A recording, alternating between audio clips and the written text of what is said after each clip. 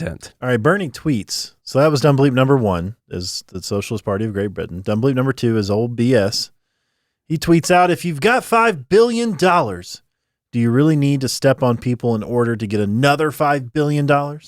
When is enough going to be enough for these guys? The people on top are really obsessed with greed. Look, it's understandable. Everybody wants to have more money. You want to live a good life. That's natural. We all do. But if you have $5 billion, do you really need to step on people in order to get another $5 billion? How much money do these people need? Yeah. And then This basic idea, first off, we could easily say, well, doesn't Bernie have enough money? First off, why does he get to say $5 billion? When is enough enough? Hasn't he stepped on enough people to get the millions of dollars that he has?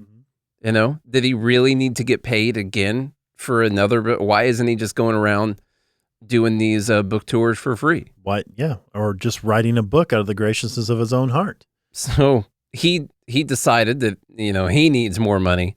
So the main issue I had with this was the person's got $5 billion. Do you really need to step on people to get another $5 billion?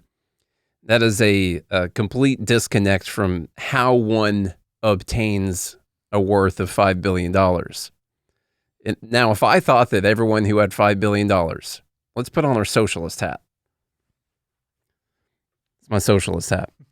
If I thought that everyone who had $5 billion had just stepped on, raped and pillaged to get to that $5 billion. What is this, the 1500s? Yeah.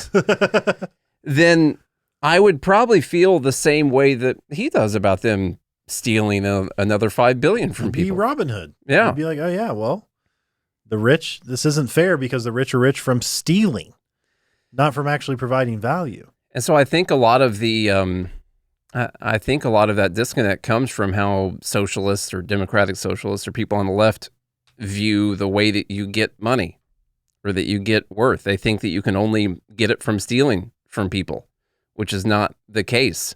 A really good example, up until the last few years when Tesla actually became profitable, was that Musk was worth, let's just say, $50 billion from Tesla. Tesla was worth however many billions of dollars, and they had never profited any money.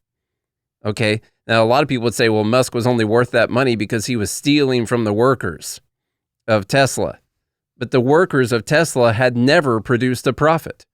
He was only worth that money. Got paid. And they still got paid. Yeah. He was running in the negative.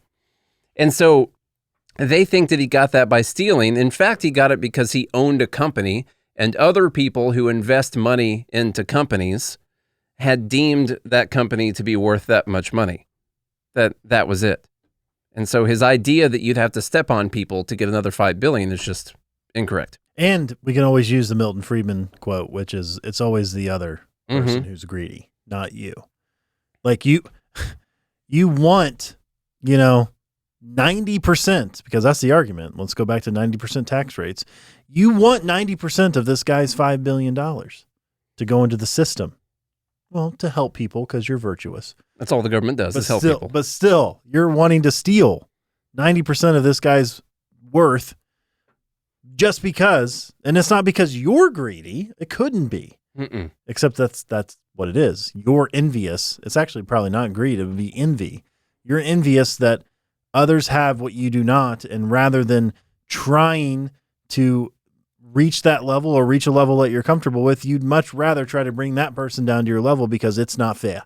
I believe Ayn Rand said that envy was just greed for the unearned. That's pretty good right there. Only she said it with a way thicker accent than that. Need a few words. Yeah.